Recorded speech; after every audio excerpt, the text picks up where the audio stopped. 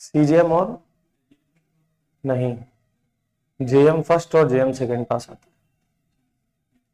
ठीक है, ये बात कहाँ लिखी है? नहीं। हम्म तो क्योंकि कानून ये कहता है कि संज्ञान, कॉग्निजेंस, सिर्फ और सिर्फ जुडिशियल मजिस्ट्रेट फर्स्ट क्लास और जुडिशियल मजिस्ट्रेट सेकंड क्लास ही ले सकते हैं। और जुडिशियल मजिस्ट्रेट सेकंड क्लास भी जब संज्ञान लेता है तो आमतौर पे उसके पास पावर नहीं है संज्ञान लेने की, लेकिन जब उसको सीजीएम इंपावर कर देता है कि ऐसा है कि तुम संज्ञान ले सकते हो, तब जेएम सेकंड क्लास भी संज्ञान लेता है, नहीं तो संज्ञान हमेशा जेएम फर्स्ट क्लास लेता है। ठीक, इसी कारण से क्योंकि संज्ञान जेएम फर्स्ट क्लास और जेएम सेकंड क्लास को लेना है, इस संज्ञान लेने की प्रोसीजर की वजह से जो कानून में जो धारा में लिख दिया गया कि संज्ञान सिर्फ जुडिशियल मजिस्ट्रेट फर्स्ट क्लास और जुडिशियल मजिस्ट्रेट सेकंड क्लास लेंगे, क्योंकि जुडिशियल मजिस्ट्रेट फर्स्ट क्लास और जुडिशियल मजिस्ट्रेट सेकंड क्लास की जो जुरिस्डिक्शन है, जो उनकी अधिकार है सजा देने के, वो काफी कम है। एक साल तक दे सकता है, एक 3 साल तक दे सकता है। तो कई सारे ऐसे मामले हैं, जैसे कि हम आमतौर पे उदाहरण के तौर पे हत्या का मामला ले सकते हैं, उसमें सजा काफी है, लेकिन कानून ये कहता है कि मुकदमा कुछ भी हो, संज्ञान तो जेएम फर्स्ट क्लास और सेकंड क्लास ही लेगा, JM second class specially empowered by CGM. ठीक, हाँ, तो जब ये, क्योंकि कानून में ये बात लिखी गई है कि जेएम फर्स्ट क्लास या सेकंड क्लास लेंगे, इसीलिए संज्ञान लेने के बाद क्योंकि वो मुकदमे का ट्रायल नहीं करा सकते, इसीलिए वो कमिटमेंट करते हैं, कमिटल करते हैं। कमिटल किस सेक्शन में है? 232 में। ठीक है, ठीक। तो और सेशन कोर्ट संज्ञान ले सकता है, ये कहां है, कहां ले सकता है वो बताएं। सेक्शन 222 में, सेक्शन 222 में वो संज्ञान ले सकता है, और डिफेमेशन के मामले में संज्ञान ले सकता है। ठीक है, वो अच्छा, उसका अलग से प्रोसीजर भी है कि अगर डिफेमेशन के मामले में संज्ञान लेगा तो उसमें कैसे क्या प्रोसीजर रहेगा, इसमें ट्रायल में है, ही सेशन ट्रायल में बाकायदा उसको एक्सप्लेन किया है इन्होंने अलग से। ठीक है, तो अब हम लोग, मैं चाहूं तो चार्ट एक बार में बना सकता हूं, लेकिन एक काम करेंगे कि जैसे जैसे प्रोसीजर शुरू होगा उसी तरह हम चार्ट बनाते जाएंगे। ठीक है, देखो 1 सेकंड लगेगा। देखो, अगर सेशन ट्रायल की एकदम शुरुआत, फ्रॉम द वेरी बिगिनिंग, शुरू कहां से होता है? शुरू यहां से होता है कि केस देखा जाता है कि वारंट केस है या सम्मन केस है। ठीक, अगर वारंट केस है तो ट्रायल कौन कौन सा होगा? या तो वो सेशन ट्रायल होगा, या तो वो सेशन ट्रायल होगा, और या तो वो वारंट ट्रायल होगा। ठीक, सम्मन केस में समरी होगा या सम्मन होगा, समरी ट्रायल या सम्मन ट्रायल। अभी हम इस एस्पेक्ट को लेके चलेंगे। पहले तो सेशन ट्रायल में, सेशन कोर्ट में ट्रायल होने के लिए सबसे मूलभूत जो चीज है वो ये है कि जो केस जिसको ट्राई किया जाना है वो कैसा केस होना चाहिए? वारंट केस होना चाहिए। ठीक, सम्मन केस सेशन ट्रायल में नहीं चलता। अब बात आती है सेशन ट्रायल। सेशन ट्रायल में जो ट्रायल कंडक्ट करता है, conducted by PP, public prosecutor. कहां डिफाइन है? 18 में। ठीक, वारंट ट्रायल में कौन करता है? Conducted by APP. ये कहां डिफाइन है? 19 में। ठीक, फिर डीओपी 20 में है। ठीक, इतनी बातें समझ में आई? ठीक है, अब आते हैं हम लोग केस का शुरू कहां से होगा, क्योंकि ट्रायल क्या है, हम कौन सा ट्रायल पढ़ रहे हैं, सेशन ट्रायल पढ़ रहे हैं। ठीक है, पहली चीज तो आप समझ लीजिए लेंथीएस्ट ट्रायल है, इसकी यूनिक फीचर समझ लीजिए, सबसे लेंथीएस्ट ट्रायल कौन सा है, सेशन ट्रायल है। ठीक, दूसरी चीज, इसी सेशन ट्रायल में एक ऐसा होता है कि आफ्टर प्रोसिक्यूशन एविडेंसेस, ठीक, and after the statement of the accused, 313 का बयान जिसको पहले बोलते थे, अब वो 351 है। तो 351 के बयान के बाद यहां इकलौता ऐसा ट्रायल है जहां पे एक्विटल किया जा सकता है। ठीक है, देखो शुरू जो ये होगा वो 232 से होगा।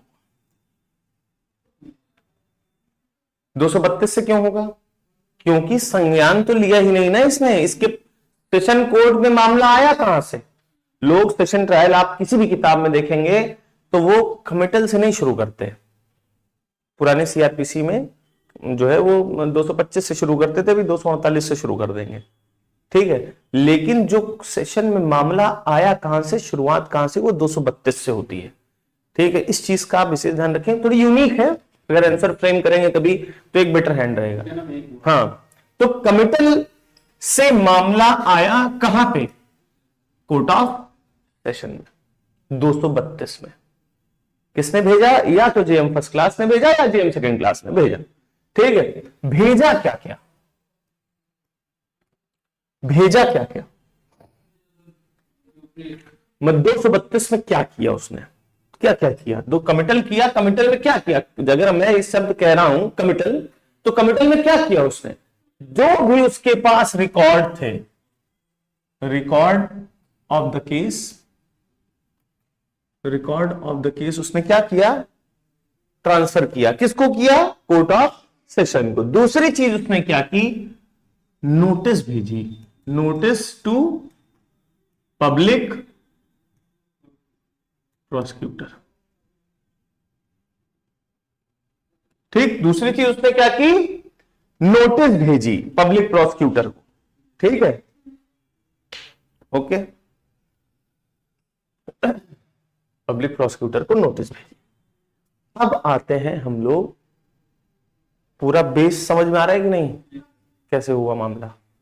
अब 232 के बाद हम आएंगे 248 पे, किस पे आएंगे, 248 पे। 248 कोई प्रोसीजर नहीं बता रहा है, 248 बस इतनी बात कह रहा है कि जो ट्रायल यहां होगा, मतलब state will be represented by, will be represented by PP, बस इतनी बात कह रहा है कि प्रोसिक्यूशन कौन कंडक्ट करेगा, पब्लिक प्रोसिक्यूटर कंडक्ट करेगा। साफ साफ उसमें ये बात लिखी गई है कि in every trial before a court of session the prosecution shall be conducted by a public prosecutor.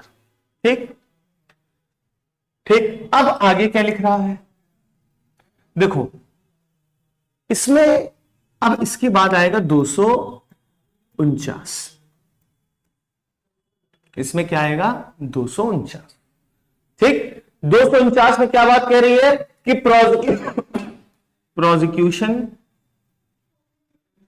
Prosecution will open the case, prosecution will open the case, prosecution open करेगा।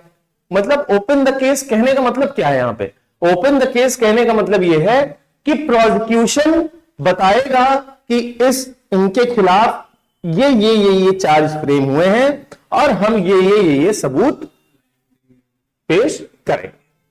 ठीक है, ये चीज ये यहां पे बताते हैं। ठीक, मैं शॉर्ट में लिख रहा हूं, आप ध्यान से उसको नोट करेंगे। क्या क्या बताएगा कि चार्जेस फ्रेम्ड, कौन कौन से चार्जेस फ्रेम किए वो बताएगा। दूसरी चीज witnesses, evidences, what evidences will be produced. ठीक, हाँ, evidences and what evidences will be produced, ये बताएगा। What evidences will be produced. ठीक ठीक। 249 के बाद आता है यहां पे, अब मेरी बात समझिएगा, कमिटल से केस आया कोर्ट ऑफ सेशन में, कोर्ट ऑफ सेशन में आया तो कोर्ट ऑफ सेशन में जो मुकदमा लड़ा जाएगा एक्यूज्ड के खिलाफ, जो प्रोसिक्यूशन किया जा रहा है वो पब्लिक प्रोसिक्यूटर करेगा। पब्लिक प्रोसिक्यूटर क्या करेगा? पहली चीज तो जैसे ही कमिटल होगा, कमिटल होते ही पहले तो पीपी के पास नोटिस जाएगा कि भैया तैयार हो जाओ, हम भेज रहे हैं इधर से। सारे रिकॉर्ड्स जो जेएम फर्स्ट क्लास या जेएम जिन्होंने भी संज्ञान लिया, जब उन्होंने कमिटल किया तो सारे रिकॉर्ड्स को उन्होंने भेजा कोर्ट ऑफ सेशन में। कोर्ट ऑफ सेशन के समक्ष अब पूरा मामला है, पीपी तैयार है, पीपी शुरू करेगा मुकदमा, बोलेगा कि साहब इन्होंने ऐसे ऐसे ऐसे ऐसे ये चार्जेस इनके खिलाफ फ्रेम्ड है और हम ये एविडेंसेस इनके खिलाफ प्रस्तुत करेंगे। ठीक है। अब जब उसने प्रोसिक्यूशन, अच्छा इसका एक कारण और बताइए, यहां पे मैंने क्या कानून में, भारतीय नागरिक सुरक्षा संहिता में सेक्शन 249 में ये क्यों बोला कि prosecution will open the case?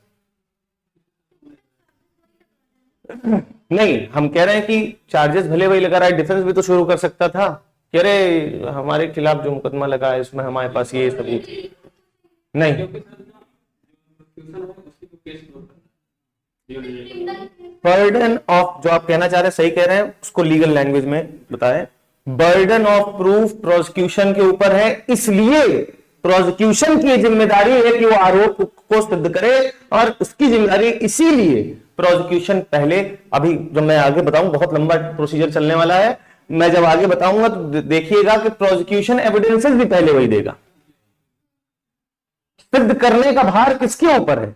Prosecution के ऊपर। जिम्मेदारी जिसकी वही आगे बढ़ के काम करता है। जिम्मेदारी यहां पे किसकी है? प्रोसिक्यूशन की है। That's why prosecution will open the case. ठीक। अब यहां पे मैं दो इसके वो कर रहा हूं। ठीक।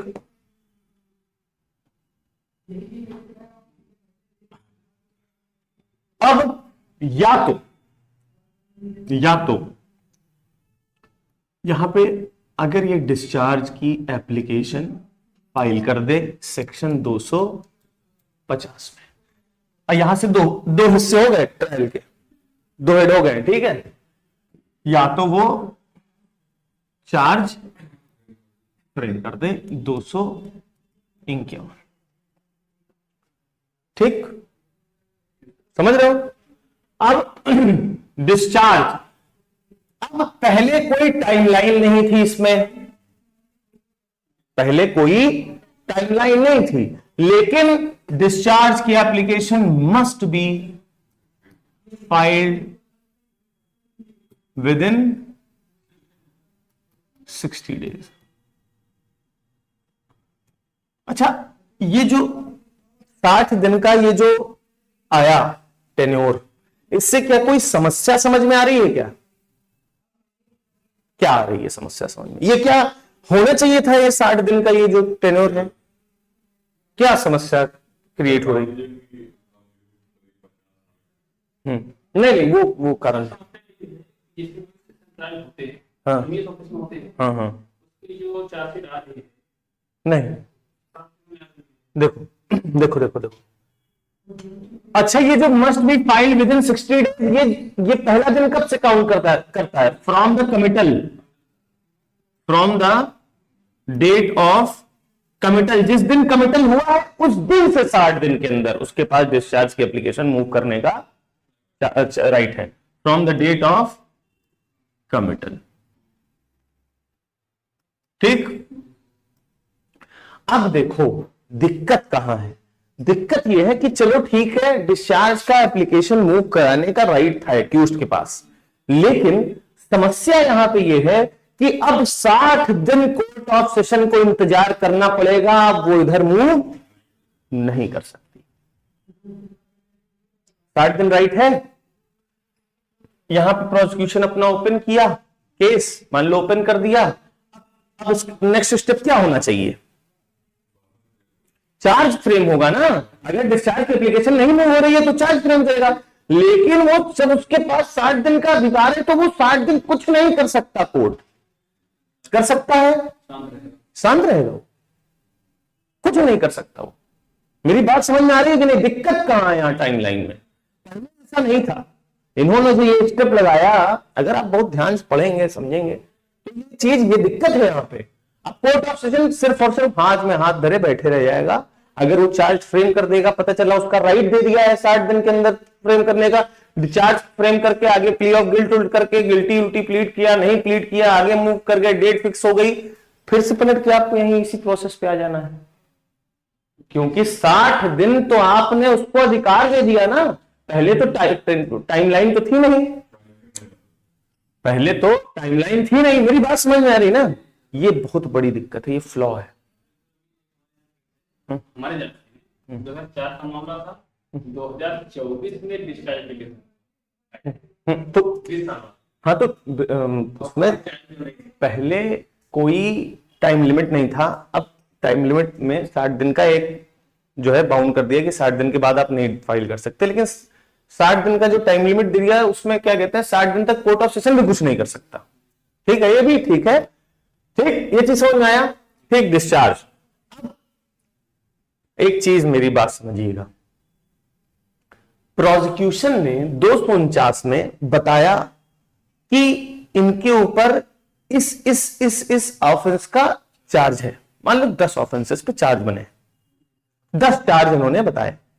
ठीक, 10 चार्ज इन्होंने बता दिए। अब कोर्ट जब उसने डिस्चार्ज की एप्लीकेशन मूव की तो वहां पे कोर्ट 3 चीजें कर सकती है। क्या क्या कर सकती है? या तो सारे चार्ज जो डिस्चार्ज की एप्लीकेशन हटा के, मतलब ना इंटरटेन करे डिस्चार्ज की एप्लीकेशन, और जितने चार्जेस उन्होंने 249 में स्टेट किए सारे चार्जेस पे चार्ज फ्रेम कर दे। ठीक है, या तो कुछ चार्जेस फ्रेम करे और कुछ चार्जेस ड्रॉप कर दे, या तो फिर पूरी तरह से यहां डिस्चार्ज कर दे। मेरी बात समझ में आ रही है कि नहीं? 3 चीजें यहां पे कर सकता है 250 में।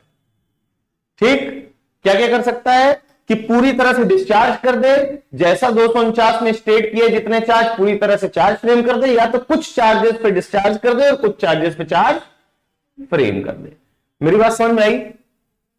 कुछ सेक्शन है उसमें भी कर सकता है डिस्चार्ज। किस सेक्शन में? जो भी आरोप लगाए, हाँ, मान लो कि 10 आरोप थे, ठीक है, 10 चार्जेस लगे उसके ऊपर, तो उसने डिस्चार्ज की एप्लीकेशन मूव की, उसमें जो भी अपना हियरिंग हुई, डिस्चार्ज की जो हियरिंग होती है, डिस्चार्ज की हियरिंग में जो है जो भी चीजें हुई उसमें देखा कोर्ट ने कि अरे यार ये तो 4 मामला तो बन ही नहीं रहा है, उस पर डिस्चार्ज कर देगा, बाकी भी चार्ज फ्रेम कर देगा। हाँ, ठीक है, ये चीज है। यहाँ पे 3 चीजें हैं, इसको नोट कर लीजिएगा आप लोग, मैं लिख नहीं रहा हूं। ठीक, हाँ, या तो फिर पूरी तरह से जितनों पे स्टेट किया उन्होंने सब पे ही चार्ज फ्रेम कर देगा। ठीक है,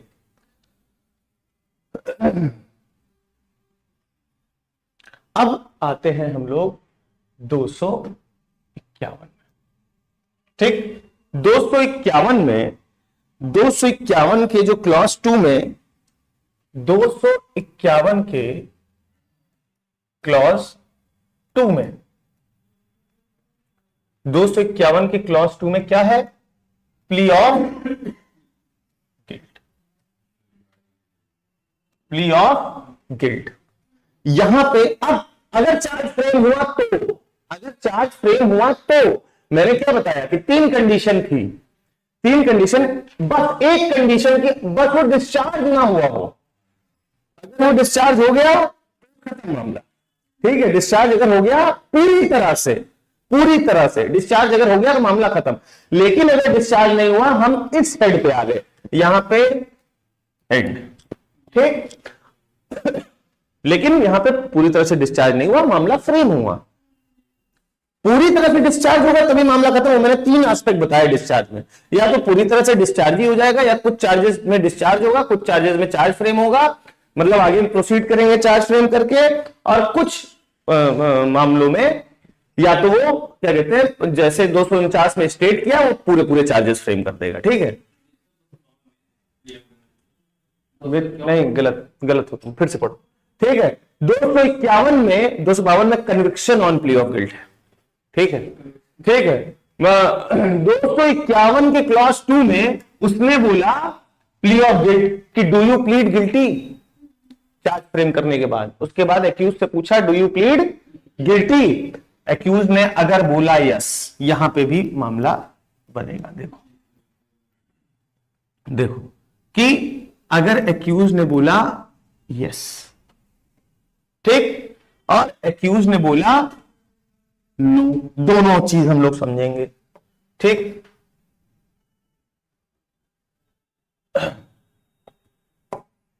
ठीक है, एक्यूज ने बोला यस, ठीक, तो यहां पहले तो रिकॉर्ड करेगा, record the statement of plea of guilt, plea of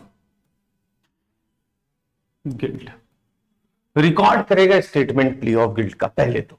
ठीक, अगर यस प्लीड करता है तो उसके बाद कन्विक्शन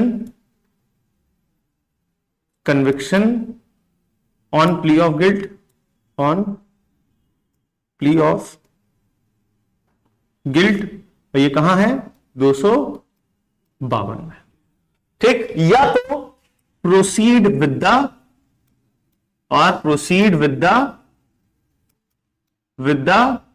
ट्रायल,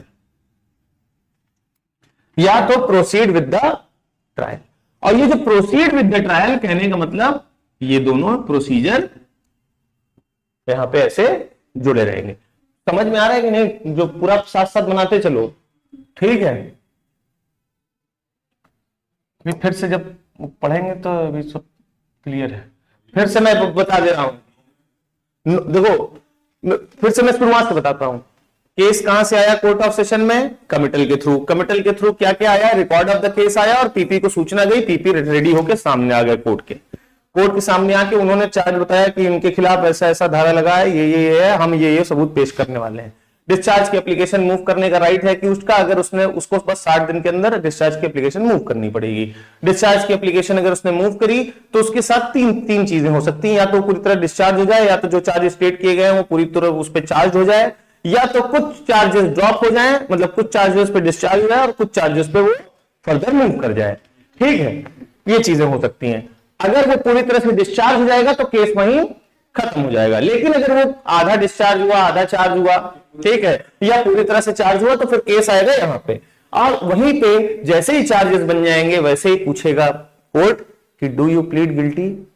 अगर उसने डू यू प्लीड गिल्टी का मतलब आप अपना जुर्म कबूल रहे हैं, तो अगर उसने कहा हाँ मैं अपना जुर्म कबूल रहा हूं, तब फिर अगर उसने कहा हाँ, तो फिर वो हाँ करने वाले स्टेटमेंट को पूरी तरह कोर्ट रिकॉर्ड करेगा।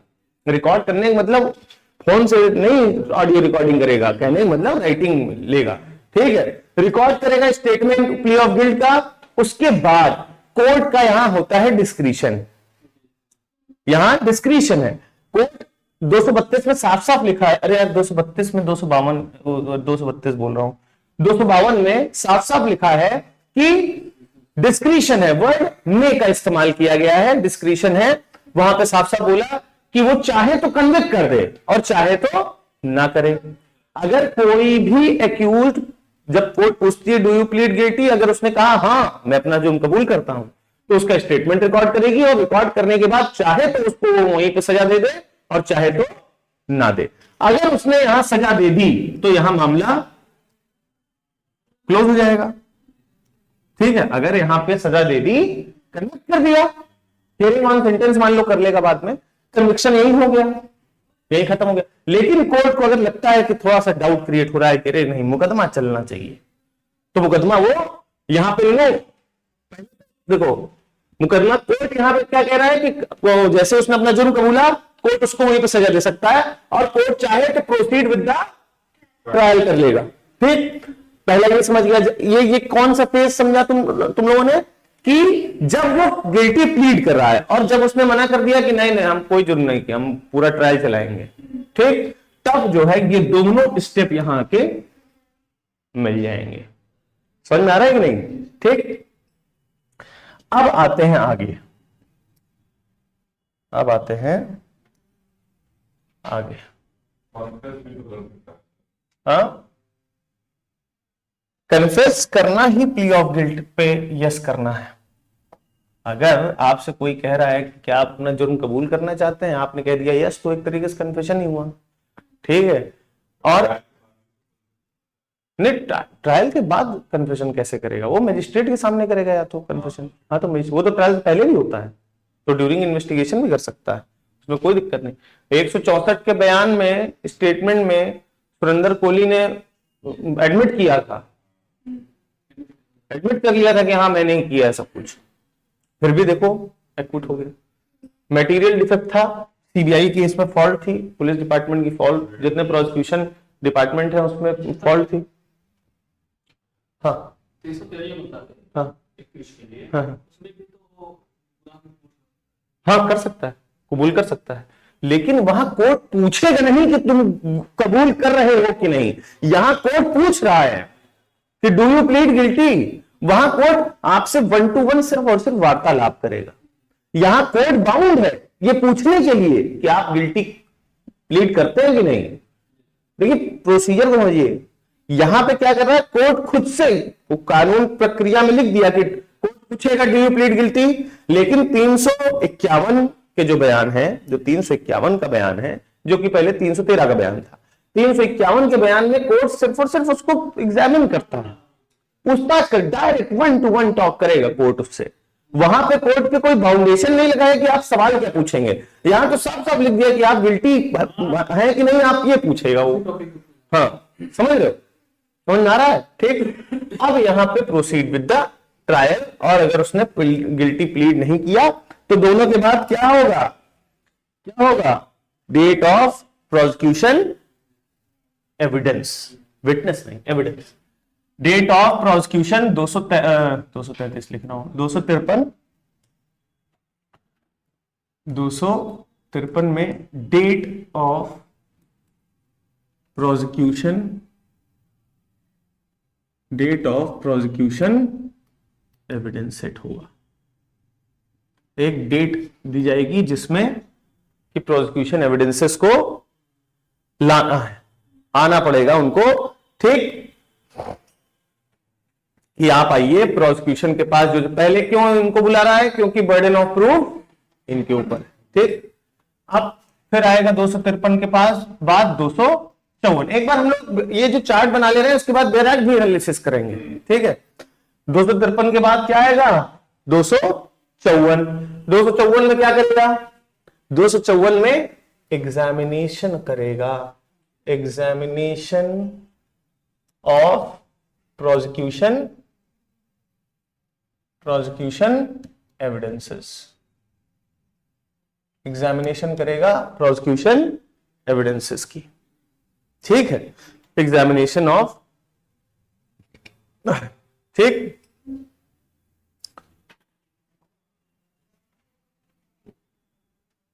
अच्छा, इसमें एक चीज आप नोट कर लेंगे, नोट बना के ऐसे साइड में बना लेंगे कि पब्लिक सर्वेंट का जो विटनेस, अगर पब्लिक सर्वेंट है तो उसका ऑडियो वीडियो इलेक्ट्रॉनिक मीन से भी उसका बयान लिया जा सकता है। नोट करके लिखना थोड़ा इंपॉर्टेंट, हमको समझ में आ रहा है तो इसलिए अलग से लिख लेना इसी सेक्शन में। अब 254 हुआ तो 254 के बाद हमेशा से ये बात ध्यान रख लीजिए, हमेशा अगले वाले ट्रायल, वारंट ट्रायल के लिए भी ये चीज ध्यान रख लीजिए, क्योंकि एक स्टेप जैसे आपको दिमाग में बैठ जाएगा, जब भी एग्जामिनेशन ऑफ प्रोसिक्यूशन एविडेंसेस खत्म होगा, वैसे ही चाहे वारंट ट्रायल हो और चाहे सेशन ट्रायल हो, जैसे ही एग्जामिनेशन ऑफ प्रोसिक्यूशन विटनेसेस खत्म हुआ, वैसे ही ये आप ट्रायल के चैप्टर में इसको नहीं पाएंगे, वैसे ही 351 statement of accused in front of court. क्या है 351? 351 जो पहले 313 का बयान था वही है, और ये हमेशा प्रोसिक्यूशन एविडेंसेस के एग्जामिनेशन के बाद आएगा और बिफोर डिफेंस एविडेंस आएगा। डिफेंस के एविडेंसेस के से जस्ट पहले आएगा और प्रोसिक्यूशन के जस्ट बाद आएगा। ठीक है, यहां पे एक्यूज्ड को कोर्ट 1 to 1 एग्जामिन करती है। धारा 351 खोलिए, एक बार उस पर एक ग्लांस मारते हैं। ठीक है, देखो 351 खोलो, 351 देखो 351 में क्या स्टेटमेंट है, पावर टू एग्जामिन एक्यूज्ड। ठीक, देखो क्या, देखो ये ट्रायल में है नहीं, लेकिन ट्रायल का जो चैप्टर है वो ऑलवेज रेड विथ सेक्शन 351 है, क्योंकि साफ साफ वर्डिंग में लिखा है इन एवरी इंक्वायरी और ट्रायल। क्या लिखा है, every trial for the purpose of enabling the accused personally to explain any circumstances appearing in the evidence against him, the court may at any stage without previously warning the accused put such question to him as the court consider shall. देखो, अब देखो फर्क, देखो clause A में empower कर दिया कि कभी भी पूछ सकता है, मे वर्ड लिखा, और जो मेरी बात जो मैंने अभी आप लोगों को बताई उस पर शैल वर्ड का इस्तेमाल किया, कहा कि shall after the witness for the prosecution have been examined and before he is called on for his defence question him generally on the case. वही चीज जो मैं भी आपको कह रहा था कि प्रोसिक्यूशन की बात, क्योंकि यहां मैंडेट लगा हुआ है, शैल शब्द का इस्तेमाल है, मैंडेट लगा हुआ है कि प्रोसिक्यूशन के जस्ट बाद और डिफेंस से जस्ट पहले एक्यूज्ड को पर्सनली बोलने का मौका दिया जाएगा। ठीक है, समझे? क्लियर है चीजें? हाँ, दोनों में रहेगा, वारंट में भी रहेगा, वारंट के भी। अच्छा, वारंट केस के भी दो पार्ट हम लोग देखें, case instituted upon police report, case instituted otherwise than on police report, उसको बाद में हम सब्जेक्ट बाद में देखा। ये इतना समझ में आया? इस सेशन ट्रायल का सबसे यूनिक स्टेप है 255। ये स्टेप सिर्फ और सिर्फ इसी ट्रायल में है जिसको कहते हैं हम एक्विटल। यहां पे प्रोसिक्यूशन सिद्ध ही नहीं कर पाया, प्रोसिक्यूशन सिद्ध ही नहीं कर पा रहा है कि देखो भार किसके ऊपर है, बर्डन ऑफ प्रूफ किसके ऊपर है, प्रोसिक्यूशन के ऊपर भार है कि प्रोसिक्यूशन सिद्ध करे कि ऐसा है कि इन्होंने ऐसे ऐसे ऐसे ऐसे अपराध किया है, जो जो आरोप लगे हैं उसको सिद्ध करना है। मुकदमा ट्रायल का मतलब क्या है? ठीक है, एविडेंसेस प्रोड्यूस करके सिर्फ, लेकिन यहां पे प्रोसिक्यूशन फेल कर गया, प्रोसिक्यूशन फेल कर गया सिद्ध करने में, तो तुरंत यहां पे क्या होगा, एक्विटल। ठीक है, 255 में एक्विटल होगा यहां पे। ठीक है, एक्विटल होगा 255 में। 255 का जो एक्विटल है ये यूनिक स्टेप है। ठीक है, अगर यहां पे क्या कहते हैं, ये यूनिक स्टेप है, ये और किसी उसमें नहीं है, ये और किसी भी ट्रायल में नहीं है। देखो, अब अगर एक्विटल की बात पे हम फिर यस और नो पे आते हैं। अगर इफ यस तो case ends, if yes then case ends. Prosecution ही फेल कर गया, नहीं प्रूव कर पा रहा है वो, ठीक है, फेल कर गया, एक्विटल हो गया। अगर एक्विटल हो गया तो मुकदमा खत्म, लेकिन अगर नो, एक्विटल यहां पे नहीं हुआ, प्रोसिक्यूशन सिद्ध कर ले गया दोष जो है, ठीक है, सिद्ध कर ले गया कि इसने ऐसा ऐसा ऐसा ऐसा अपराध किया है लग रहा है, अब क्या है, नो। तो अब यहां पे क्या होगा, अगर नो होगा तो entering upon defence, entering upon defence. अगर एक्विटल नहीं हुआ, अगर एक्विटल नहीं हुआ तो फिर क्या होगा, तब वो डिफेंस में एंटर कर जाएगा। बात समझ में आ रही है? ठीक है, वो डिफेंस में एंटर कर जाएगा। एंटरिंग अपॉन डिफेंस का मतलब कि डेट फिक्स होगी अब किसकी, डिफेंस की। ठीक, डेट फिक्स होगी और ये सारी चीजें। अच्छा, एक चीज मैंने उसमें नहीं बताई, जब प्रोसिक्यूशन डेट फिक्स होती है, जो एग्जामिनेशन होता है, वहां पे अगर प्रोसिक्यूशन किसी विटनेस को चाहता है कि वो कोर्ट कंपेल करके उसको बुलाए, तो उसके जो है एप्लीकेशन पे बुलाया जा सकता है। दूसरी चीज, यहां पे भी जब एंटरिंग अपॉन डिफेंस की जो बात होगी 256 में, ठीक, ये डिफेंस में एंटर हो रहे हैं कहां, डिफेंस विटनेस, ऐसे लिख लो, डिफेंस विटनेस। 256 में, ठीक, 256 में, 256 में अब क्या है कि यहां पे डिफेंस के विटनेसेस का एग्जामिनेशन होगा, ठीक है। अब अगर यहां पे एक्यूज्ड ये चाहता है कि कोई उसकी तरफ से बयान नहीं दे रहा है, वो अपीयर नहीं हो रहा है कोर्ट में, अगर वो चाहे, कौन, एक्यूज चाहे, क्योंकि डिफेंस विटनेस है, ऑब्वियस सी बात है कि एक्यूज यहां पे लेके आ रहा है, अगर एक्यूज चाहे तो वो एप्लीकेशन में चाहे कि कोर्ट से ही चाह रहा है कि court of session issue of process करे। इश्यू ऑफ प्रोसेस का मतलब क्या मैंने बताया था, क्योंकि या तो सम्मन भेजेगा या वारंट भेजेगा, ठीक है। तो जैसे भी वो बुलाना चाहे कोर्ट उस विटनेस को बुला लेगी अपने पास, ठीक है, कि बयान देने के लिए। फिर 257 में क्या होगा, 257 में क्या होगा, आर्गुमेंट्स होंगे। 257 में क्या होगा, आर्गुमेंट्स होंगे। आर्गुमेंट्स कहने का मतलब कि बहस होगी एक तरीके से, मतलब बहस, कैसी बहस, जो कानून के उसमें किया जाता है, ठीक।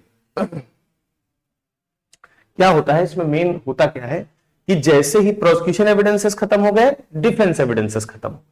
अब होता क्या है कि अब प्रोसिक्यूशन, अब यहां पे डिफेंस 256 में डिफेंस एविडेंस खत्म हुआ, ठीक। अब तुरंत प्रोसिक्यूटर उठेगा और वो समअप करेगा केस को, समअप करेगा, कहेगा इन्होंने इतना बड़ा अपराध किया, ये ऐसे किया वैसे किया, इनको भारी से भारी सजा दी जाए, कोर्ट से ये अपील करता हूं, ये वो जो होता नहीं है, ये क्या है, ये आर्गुमेंट है एक तरीके से, वो कोर्ट की समझ। अब ये उन्होंने बोल दिया, प्रोसिक्यूशन ने समअप कर दिया केस को, अब उस समअप पे डिफेंस आगे अपना पक्ष रखेगा कि जैसा कि मेरे जो है साथी अधिवक्ता साहब ने कहा, वो ऐसे ऐसे ऐसे ऐसे, ठीक है, ऐसे कर, ठीक है। तो यही चीज जो है 257 में ये हो गया आर्गुमेंट। आर्गुमेंट के बाद क्या होगा, मौका आएगा किसका, जजमेंट का, जजमेंट का। अभी फिर से एक बार रिकॉल कर लेंगे, क्या क्या होगा इसमें जजमेंट में, जजमेंट में या तो कन्विक्शन होगा या एक्विटल होगा। देखो, या तो एक्विटल, या देखो एक्विटल कितनी जगह है, 2 जगह है सेशन ट्रायल में, बाकी हर जगह 2 जगह नहीं है, ठीक है, एक्विटल और कन्विक्शन। अगर ये कन्विक्शन हुआ, अगर ये कन्विक्शन हुआ तो उसके बाद क्या होगा, कन्विक्शन के बाद क्या होगा, एक्विटल हुआ तो फिर यही मामला खत्म, कन्विक्शन हुआ तो क्या यहां मामला खत्म होगा, क्या होगा, अरे सजा दे दिया, सजा दे दिया, कोई पिछला नहीं, अरे हियरिंग करेगा सेंटेंस में, हियरिंग ऑन सेंटेंस होगा यहां पे। अब क्या होगा, हियरिंग ऑन सेंटेंस होगा। हियरिंग ऑन सेंटेंस कहां पे है, 258 के क्लॉज 2 में, 258 के क्लॉज 2 में हियरिंग ऑन सेंटेंस होगा। अब ये हियरिंग ऑन सेंटेंस क्या है, हियरिंग ऑन सेंटेंस ये है कि कभी कभी आपने देखा होगा कि सजा है मे एक्सटेंड टू 10 ईयर्स, जज एम्पावर है कि वो 1 से लेके 10 साल के बीच में, या 6 महीने भी, जितना भी है, 10 साल तक की सजा दे सकता है। अब जज के पास क्या है, डिस्क्रिशन है, अब वहां वो डिस्क्रिशन एक्सरसाइज करेगा। लेकिन हियरिंग ऑन सेंटेंस में लोग अपना अपना प्लीड करते हैं कि ये दिक्कतें हैं, वो दिक्कतें हैं, सर्कमस्टेंसेस ऐसे थे, हमारे पिताजी को इन लोगों ने मारा तो हमने इनको मार दिया, ऐसे करके जो भी बहुत सारी चीजें अपना जो है बताते हैं कि ऐसा ऐसा ऐसा, जो भी इनको जो समझ में आता है। हियरिंग, पहली बार ऑफिस किया, हाँ, फर्स्ट टाइम ऑफेंडर है, स्टूडेंट है, ये हाईली क्वालिफाइड आदमी है, समाज में इनका बड़ा सम्मान है, ये सारी चीजें, ये गलती हो गई, ये ऐसा हो गया, ये हियरिंग ऑन सेंटेंस में ही सब होता है, ये ट्रायल के बीच में नहीं होता, ये आफ्टर कन्विक्शन होता है। नहीं, बहस में भी डाल सकते हैं, बहस में भी डाल सकते हैं, लेकिन उससे कोई आप तथ्य नहीं सिद्ध कर रहे हैं, वो कोई फैक्ट नहीं है। हाँ हाँ, वो हियरिंग ऑन सेंटेंस में ये सब करेंगे, वहां तो आप खुद को कन्विक्शन से बचाने के लिए जो फैक्ट देंगे, रेलेवेंट फैक्ट, वहां तो वो रेलेवेंसी होनी चाहिए। यहां पे तो आपको कन्विक्शन हो गया, कन्विक्शन की उनको कोर्ट ने आपको दोषी करार दिया। अब आपको उस जज, आप इस दोष, कितना दोष आपको, मतलब कितने साल की सजा होगी, इस पर सेंटेंस बाद में देगी सर, क्या कहते हैं कोर्ट। ठीक, ये हियरिंग और सेंटेंस है 258 क्लॉज 2 में। अब जाके यहां पे ट्रायल खत्म। हाँ, और ये हम कहां से कहां तक आ गए, 248 से हम आए 258 में। अभी भी 2 सेक्शन बचे हुए हैं, अभी भी 2 सेक्शन बचे हुए हैं।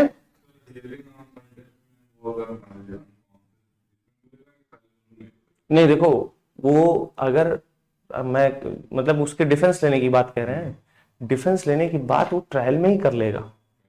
हाँ, ट्रायल में ही करेगा। ट्रायल में जब अपने डिफेंस लेगा, डिफेंस में अपने स्टेट करेगा, अपना एविडेंसेस देगा कि ये देखिए मेरा मेडिकल सर्टिफिकेट, ठीक है, हाँ, जितना वो वहां पे बचाव करेगा। यहाँ हियरिंग ऑन सेंटेंस में वो अब कुछ उसको सिद्ध नहीं करना है, बस वो एक जो भी मतलब कि जज की मनमानी है, डिस्क्रिशन, जज को इमोशनली और जैसे भी उसको मोल्ड करके वो सजा कम करा सकता है वहां पे, बस सजा उसको पढ़ना निश्चित हो गया है। कोई एक्यूज्ड है, हाँ दिखाता है, बताते हैं कि ये बहुत सम्मानित थे, इनसे मिस्टेक हो गया, गलती हो गई साहब, इनको सजा कम से कम दी जाए, ठीक है, तो उसको कोर्ट कंसीडर करती है कि अरे जो है ऐसा है वैसा है। समझ में आ रहा है नहीं? ठीक, ये जाके यहां पे मामला अब खत्म हुआ है। इसका एक और पार्ट कल हम लोग करेंगे, इसका है, हाँ हाँ, तो एक बार फिर से मैं रिपीट कर रहा हूं, ठीक है। देखिए,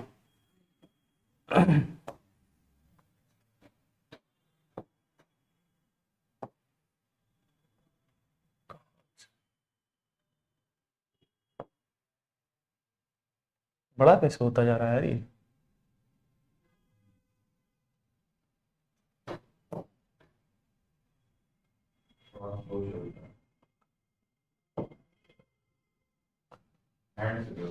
नहीं, इससे आ जाता है यार, आएगा आएगा आएगा आएगा आएगा। नहीं, बहुत ज्यादा ऊपर नीचे लिख भी दिए है ना, इसलिए भी थोड़ा ये यहां से आता है।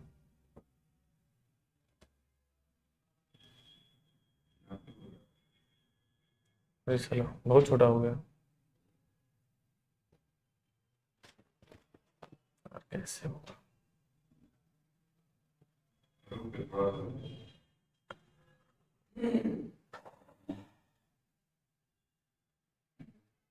कितना क्लियर है, दिख रहा है, दिख रहा है। देखो, सबसे जरूरी चीज जो शुरुआत जहां से हमने करी थी, वो सबसे जरूरी चीज ये थी कि सेशन ट्रायल होने के लिए सबसे पहले वो जो केस होगा वो वारंट केस होना चाहिए, पहली चीज, ठीक है। दूसरी चीज जो हमने देखी वो ये देखी कि सेशन ट्रायल में हमेशा जो पब्लिक प्रोसिक्यूटर है, जिसके अपॉइंटमेंट के बारे में सेक्शन 18 और बीएनएसएस कहता है, वो क्या करता है, सेशन ट्रायल में प्रोसिक्यूशन कंडक्ट पब्लिक प्रोसिक्यूटर करता है, ठीक। दूसरी चीज कि सेशन ट्रायल में कभी भी मुकदमा खुद से नहीं आता, सेशन ट्रायल कभी खुद संज्ञान नहीं लेता, डायरेक्ट मुकदमा सेशन ट्रायल के पास नहीं आता। कैसे आता है? कमिटल से, जिसका प्रोसीजर दिया है 232 में। यहां से मुकदमा कोर्ट ऑफ सेशन के समक्ष आता है, ठीक है। कोर्ट ऑफ सेशन के समक्ष आया यहां पे मामला। कोर्ट ऑफ सेशन के जब समक्ष आया मामला, तो उसके बाद साफ साफ प्रोविजन में कहता है कि पब्लिक प्रोसिक्यूटर कंडक्ट करेगा ट्रायल इस कोर्ट में, सेशन कोर्ट में। फिर कहता है कि public prosecutor will open the case. Public prosecutor will open the case कहने का मतलब यह है कि पब्लिक प्रोसिक्यूटर बताएगा, किस धारा में बताएगा, 249 में बताएगा कि ये चार्जेस इनके ऊपर और ये सबूत हम पेश करेंगे, ठीक। अब एक्यूज के पास राइट है डिस्चार्ज एप्लीकेशन फाइल करने का। अब उसमें एक नई जो टाइमलाइन आ गई, वो नई टाइमलाइन है कि 60 दिन के अंदर उसको जो है करना है। ठीक है, 60 दिन के अंदर उसको डिस्चार्ज की एप्लीकेशन फाइल करना है। अब अगर जैसे डिस्चार्ज की एप्लीकेशन फाइल हुई तो उसके साथ 3 चीजें हो सकती हैं। या तो पूरी तरह से वो डिस्चार्ज कर दिया जाएगा, अगर वो पूरी तरह से डिस्चार्ज कर दिया जाएगा तो केस वहीं खत्म हो जाएगा। लेकिन अगर वो जो चार्जेस क्लेम किए गए 249 में प्रोसिक्यूशन के द्वारा, अगर उन सारे चार्जेस पे चार्ज फ्रेम हुआ और प्रोसिक्यूशन आगे बढ़ गया, ठीक, कोर्ट उस पर ट्रायल शुरू कर दी, तो फिर वो आगे चार्ज फ्रेम होकर ट्रायल शुरू होगा। या तो कुछ चार्जेस पे उसको डिस्चार्ज किया, कुछ चार्जेस पे चार्ज फ्रेम होकर प्रोसीड किया गया। ठीक, तो अगर यहां डिस्चार्ज हो गया तो यहां पे ये देखो मैंने DND बनाया है। ठीक है, और अगर यहां पे चार्ज बन गया तो चार्ज बनने के बाद सबसे पहले कोर्ट पूछेगी अभियुक्त से 251 की धारा 251 धारा क्लॉज 2 में, 251 क्लॉज 2 में कि ऐसा है कि do you plead guilty, do you plead guilty, क्या आप अपना जुर्म कबूल करते हैं? अगर उसने कहा हां, जैसे उसने कहा हां, फिर देखिए अगर उसने कहा हां, उसने कहा यस, जैसे उसने कहा यस तो उसके स्टेटमेंट को रिकॉर्ड कर लिया जाएगा। रिकॉर्ड करके जो है रिकॉर्ड करने के बाद ये रिकॉर्ड करने के बाद कोर्ट का डिस्क्रिशन है कि उसने भले गिल्टी प्लीड करी, लेकिन रिकॉर्ड करेगा स्टेटमेंट गिल्टी जो वाला जो यस आई प्लीड गिल्टी, अगर उसने ये कहा तो उसका जो भी स्टेटमेंट है उसको रिकॉर्ड करेगा। उसके बाद डिस्क्रिशन है, वो कन्विक्शन चाहे तो करे और चाहे तो मुकदमा पूरा चलाए। ठीक, रिकॉर्ड कर हाँ रिकॉर्ड करेगा अगर गिल्टी प्लीड करता है तो। ये तो मिलिट्री हो गया। हाँ हाँ, छोड़ना ना छोड़ना, ये डिस्क्रिशन है। देखो गिल्टी कोई प्लीड किया, उस पर रिकॉर्ड कर लिया कि इस मुकदमे में इसने गिल्टी प्लीड किया, लेकिन हमने इस गिल्टी प्लीड करने में कन्विक्शन नहीं किया, हम प्रोसीड कर गए ट्रायल। समझ आ रहा है नहीं? ठीक, तो यहां पे अगर उसने गिल्टी प्लीड करी तो अब कोर्ट का डिस्क्रिशन है, वो चाहे तो इस पे सजा दे, कन्विक्ट कर दे कि उसने कबूल कर दिया, हमने कन्विक्ट कर दिया, लेकिन चाहे तो उस पर सजा ना दे और मूव कर जाए आगे। अब यहां पे मैंने कहा था कि अगर वो गिल्टी प्लीड करेगा यस, और कोर्ट को ये लगता है कि भले वो गिल्टी प्लीड कर रहा है लेकिन मुकदमा चलना चाहिए, और अगर वो गिल्टी नहीं प्लीड करता, वो साफ मना कर देता कि अरे हम कोई जुर्म नहीं किया, हम पूरा ट्रायल चलाओ हमारा, तब फिर मामला यहां पे आता, फिर प्रोसिक्यूशन की डेट फिक्स होती कि ऐसा है कि इस तारीख को प्रोसिक्यूशन के एविडेंसेस आए, हम उसका एग्जामिनेशन करेंगे। कोर्ट कहेगी जिस डेट पे फिक्स हुआ है उस डेट पे उसके एविडेंसेस आएंगे, उनको सब एग्जामिनेशन होगा। एग्जामिनेशन होने के बाद सबसे पहली बार एक्यूज्ड को बोलने का मौका दिया जाएगा। अगर वो डिस्चार्ज की एप्लीकेशन फाइल नहीं करता तो, अगर करेगा तो डिस्चार्ज की हियरिंग में ही बोल सकता है वो, लेकिन अगर उसने नहीं किया तो इस पूरे ट्रायल में सबसे पहली बार बोलने का मौका मिलेगा। और धारा 351 कहती है कि प्रोसिक्यूशन एविडेंसेस खत्म होने के बाद, डिफेंस एविडेंसेस शुरू होने से पहले एक्यूज्ड को बोलने का मौका दिया जाएगा। ये शैल वर्ड इस्तेमाल किया है, ये मैंडेट है। ठीक है, अब यहां पे स्टेटमेंट एक्यूज्ड देगा, अपना बयान देगा कि जो भी सबूत उसके खिलाफ पेश किया जा रहा है उसमें वो क्या कहना चाहता है, वो अपनी बात रखेगा। ठीक है, अब उसके बाद अगर अब कोर्ट को लगता है कि प्रोसिक्यूशन सही मामला बना नहीं पा रही है, प्रूव नहीं कर पा रही, सिद्ध नहीं कर पा रही है कि जो उसने आरोप लगाया वो सिद्ध नहीं कर पा रहा है प्रोसिक्यूशन, तब फिर क्या करेगा, यहीं पे उसको एक्विट कर देगा। ये 255 का जो एक्विटल है, ये एक्विटल यूनिक है, सिर्फ चारों ट्रायल में, सिर्फ और सिर्फ सेशन ट्रायल में ऐसा है। हाँ, डिस्क्रिशनरी, ऑब्वियस सी बात है, डिस्क्रिशनरी पावर है, और कोई मानक थोड़े ना तय किया है कि 50% के ऊपर अगर वो सिद्ध कर देगा तो ऐसे, ऑब्वियस सी बात है डिस्क्रिशन। ठीक है, जजमेंट भी कहीं ना कहीं डिस्क्रिशन है। कानून इतना फ्लेक्सिबल है ना, इतना फ्लेक्सिबल है, इस कानून में कुछ और कहा, उस कानून में कुछ और कह दिया। अगर कानून में कुछ नहीं कहा तो 1000 तो कम से कम प्रेसिडेंट है, कोई भी कोर्ट कर दो, रिसर्च के ऊपर होता है। इसीलिए वही अच्छा वकील जो अच्छी रिसर्च करना जानता हो, रिसर्च जिसको आती है वो बहुत बड़ा वकील बनता है। ठीक, तो यहां पे statement of accused in front of court.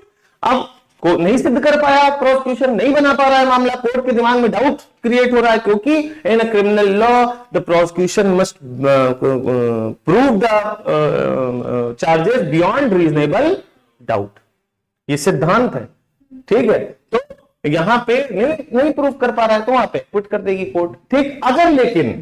अगर एक्विटल नहीं हुआ तो, अगर एक्विटल नहीं हुआ तो, अगर एक्विटल हो गया यस देन केस, अगर नहीं हुआ तो एंटरिंग अपॉन डिफेंस, बहुत छोटा छोटा लिख दिया क्या मैंने, नहीं दिख रहा, एंटरिंग अपॉन डिफेंस, डिफेंस में एंटर करेगा, डिफेंस में एंटर करेगा, कहने का मतलब कि डिफेंस विटनेसेस को बुलाया जाएगा 256 में एंटर, 255 में एक्विटल, 256 में एंटरिंग अपॉन डिफेंस, डिफेंस में एंटर किया, उसके एविडेंसेस अगर अक्यूज चाहता है, कोर्ट से रिक्वेस्ट कर रहा है कि ऐसा है कि इसको बुला लीजिए, अक्यूज जो है चाह रहा है कि गवाही ये वहां पे था, मैं ये जानता है पूरे फैक्ट एंड सर्कमस्टेंसेस को, ये गवाही दे, इसको बुलाया जाए, तो कोर्ट उसकी बात को अच्छा एक चीज और है, कोर्ट को अगर ये लगता है कि मेरा समय खराब करने के लिए ऐसा कर रहा है तो मना भी कर सकता है, कोर्ट को ये लगता है मेरा समय खराब करने के लिए कर रहा है ऐसा, तो उसको मना भी कर सकता है, लेकिन यहाँ पे ये पावर दी गई कि ऐसा कि एक्यूज जो है अगर वो कोर्ट से रिक्वेस्ट करता है तो उसको बुलाया भी जा सकता है, किसी भी इश्यू ऑफ प्रोसेस की जा सकती है किसी भी विटनेस के खिलाफ।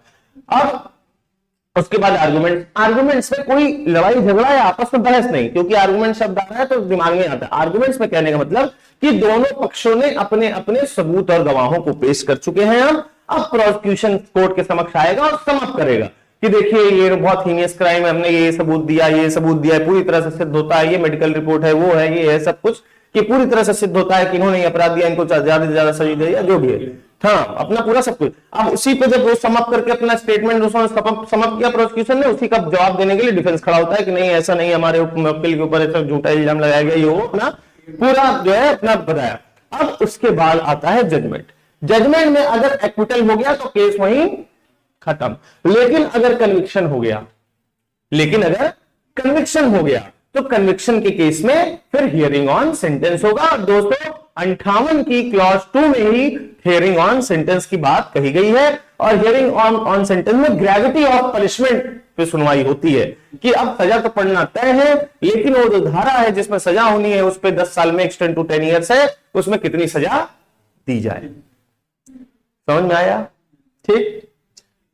अब दोनों प्रोविजन आगे के वो भी इंपॉर्टेंट है, लेकिन इसको हम लोग करेंगे कल, क्योंकि अब हम लोग ये इसको बहुत एकदम समझ लो ब्रह्मास्त्र है, आना है मेंस में, डर है, इसको बना दो, पूरा नंबर ले जाओ, हाँ ठीक, हाँ और क्या इससे लिखना थोड़ा स्टेप है, वो बनाइए इसको पूरा ना, क्वेश्चन है तो सीधे इसको बनाइए, और दूसरी चीज एक्सप्लेन कर दीजिए, बहुत मतलब कि शॉर्ट में जो मैं चीजें मैं बता रहा हूं, जो मैं कह रहा हूं उसको थोड़ा सा एक्सप्लेन करिए, जैसे मैं जो ने बोली पूरी चीजें नहीं लिखा हूं इसमें, ठीक है। तो कल बेयर एक्ट समराइज करेंगे, 248 से 258 हमने देख लिया है, लेकिन अब हम लोग बेयर एक्ट में कुछ चीजें मिस होती हैं देखेंगे, क्योंकि ट्रायल बहुत इंपॉर्टेंट है अपने आप में, ठीक। तो बेयर एक्ट समराइज करेंगे, अगर बेयर एक्ट समराइज करेंगे तो 248 से लेकर 260 तक जाएंगे। देखो हाँ, क्योंकि 260 में जो प्रोसीजर है ट्रायल का ही दिया है, दो बड़ी यूनिक चीज बात उसमें कही, 260 में बड़ी यूनिक कहा कि 222 की धारा 1 के तहत अगर कोर्ट ऑफ सेशन संज्ञान ले लेता है, 222 मतलब डिफेमेशन, ठीक, उसमें कोर्ट ऑफ सेशन खुद संज्ञान ले रहा है, तो उसमें जो प्रोसीजर कोर्ट ऑफ सेशन में ही मुकदमा चलेगा, लेकिन जो प्रोसीजर अपनाया जाएगा वो वारंट केस का, वो वारंट ट्रायल का अपनाया जाएगा, और ये बड़ी यूनिक चीज है, ठीक है, वारंट ट्रायल का अपनाया जाएगा। और वारंट ट्रायल पे कौन सा, warrant trial in which the case is instituted otherwise than on police report, ये उसमें दिया है, ठीक है, ये उसमें दिया है, तो ये इंपॉर्टेंट चीज है, दिमाग में रखना है, ठीक है। तो इसलिए 259 और 260 हम लोग कल बढ़िया से एक समराइज कर लेंगे तो कंठस्थ हो जाएगा सब।